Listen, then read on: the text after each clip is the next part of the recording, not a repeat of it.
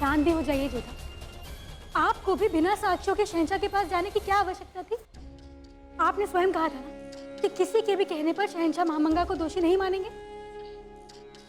फिर क्यों उन्होंने हमें और हमारे भाइयों को दोषी माना?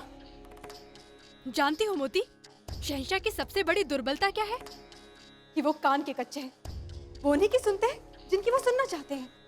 हम मानते हैं जोधा, परंतु शहंशाह को महामंगा पर अंधा विश्वास है।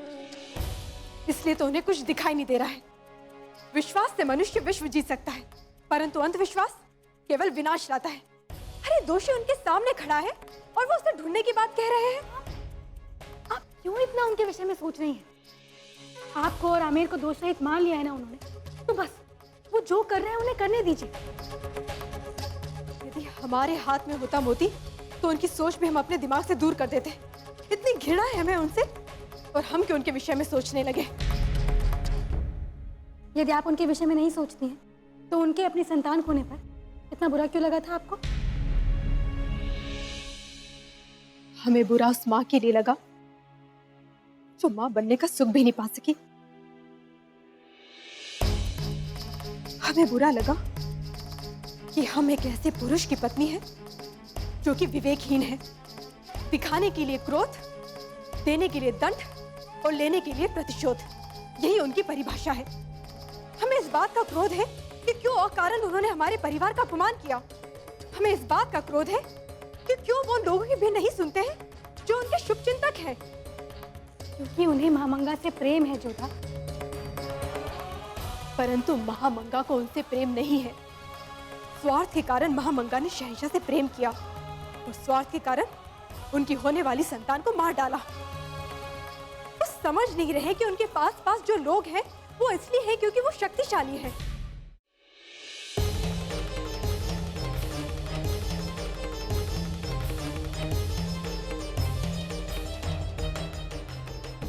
ये आपने ठीक नहीं किया जोधा बेगम। तुम्हारी बड़ी अम्मी पर इल्जाम लगाकर बहुत बड़ा गुनाह किया है आपने।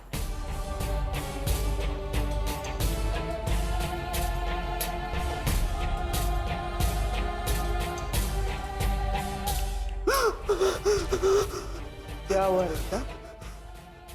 सख्ते में क्यों आ गई? ये खबर जानने के बाद हम तो क्या, सख्ते में कोई भी आ जाएगा वजीर आलिया। अब तो हम खौफ ज्यादा हो गए हैं आपसे। होना भी चाहिए। रेशम, खौफ बड़े काम की चीज होती है। खौफ से अक्सर जिंदगी आगे बढ़ जाती है। वजीर आलिया, लेकिन आज तक बेगमों के कोख में पल रहे शहंशाह के बच्चों की जिंदगी आपने हमसे खत्म करवाई है। फिर इस बार क्यों यकीन नहीं किया? आपने हमसे भी छिपाया। जहां तक यकीन का सवाल है रेशम, तो हम तुम पर आज भी यकीन करते हैं। इसीलिए हमारे राज में तुम्हें हमराज बनाया हमने। ये राज हमने अभी तक आदम खान पर भी नहीं खोला है। इस बात से तुम्हें यकीन होना चाहिए कि हम तुम पर कितना यकीन करते हैं। हर बात का एक सही वक्त होता है रेशम। गलत वक्त पर की गई हर बात खुद ब खुद गलत साबित होती है, और इस बार हम कोई भी गलती नहीं करना चाहते थे। हुजूर, लेकिन ये बात जोधा बेगम जान गई है और वो किसी से भी खौफ नहीं खाती, यहाँ तक कि शहंशाह से भी नहीं। इससे पहले कि वो कुछ करे, आपको पहले कुछ करना पड़ेगा। मेरे ख्याल से आपको कहीं दूर चले जाना चाहिए वजीर आलिया। सही कह रही हो तुम रेशम, कुछ ना कुछ तो हमें करना ही पड़ेगा। और हमें क्या करना चाहिए इसके बारे में हम सोचते हैं, और तुम हमारे लिए शरबत ले लो।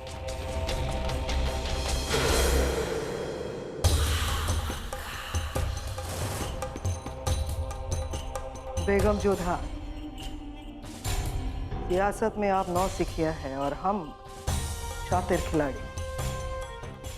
आपका पहला वार हमने बड़ी आसानी से नाकाम कर दिया, और अब कभी मौका नहीं देंगे आपको कि आप हम पर दूसरा वार कर सको। आगे घाटी में मुगलों की चौकसी हो सकती है और गुप्तचरों को आगे का मार्ग जांचने के लिए भेजा जाए। मन में एक प्रश्न था।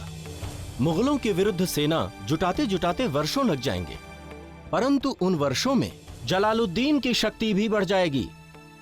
उसका सामना करने के लिए हमारी सेना कम ही पड़ेगी। युद्ध जीतने के लिए सेना की आवश्यकता नहीं होती है मंत्री जी, प्रबल भावनाओं की आवश्यकता होती है। और स्वयं को स्वतंत्र रखने की भावना सबसे बड़ी और शक्तिशाली होती है, जो मुझ में है। चाहे जितना भी समय लग जाए, विजय हमारी होगी। जलाल हमें झुका नहीं सकता, किंतु एक दिन हम उसे टूटने पर विवश अवश्य कर देंगे। परंतु सब राजवंशियों की सोच आपके भांति नहीं होती महाराज। हम आपका संकेत समझ रहे हैं किस ओर है। कायर था भारमल, जो युद्ध के डर से अपनी बेटी का ब्याह जलाल से कर दिया और स्वयं मनसबदारी लेकर के झुक गया, किंतु हम कायर नहीं। खंबागढ़ी हुकुम, राजा भारमल अपने मंत्रियों और कुछ सिपाहियों के साथ आगरा से आमेर की ओर निकल चुके हैं। सूचना है कि इसी मार्ग से जाएंगे।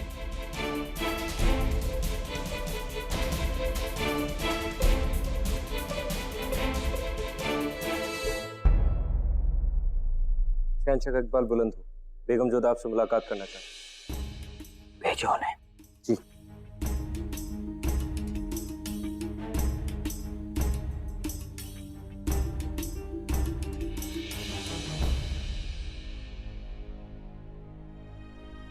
कुछ भी कहने से पहले इतना जान लीजिए जोधा बेगम कि अगर आपने बड़ी अम्मी पर फिर से इल्जाम लगाने की कोशिश की तो आपको उसकी कड़ी सजा मिलेगी। जो न्याय मांगने आए उसे दंड के अतिरिक्त दे भी क्या सकते हैं आप? हमें दंड से कोई भय नहीं है, जो बात कहनी है वो कह के रहेंगे। पिछली बार रुकैया बेगम ने आपको बचा लिया, इस बार बड़ी अम्मी ने आपको बचाया, पर अब शायद आपकी तकदीर इतनी बुलंद ना हो जोधा बेगम। भाग्य की चिंता कायर करते हैं जो हम है नहीं। आपने कहा था ना कि बिना साक्ष्य के आपके पास हम ना आए, तो इस बार साक्ष्य आपके सामने प्रस्तुत करना चाहते हैं। आप रहीम को बुलाइए, जिसने स्वयं अपनी आंखों से महामंगा को केसर में धतूरे का अर्क मिलाते हुए देखा था। रहीम को यहाँ बुलाया जाए।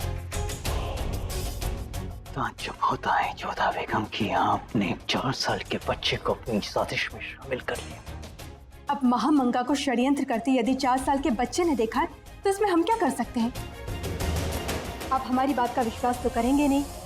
हो सकता है कि 4 साल का बच्चा आपको अनुभव करवा दे कि आप अपनी बड़ी अम्मी जान का वास्तविक रूप जानने में आज तक असफल रहे हैं। खामोश! अब एक और लफ्ज नहीं। मुगल सल्तनत में गुनहगारों को पनाह नहीं मिलती, सिर्फ सजा मिलती है, फिर चाहे वो हमारे रिश्तेदार क्यों ना हो। इधर आइए रहीम।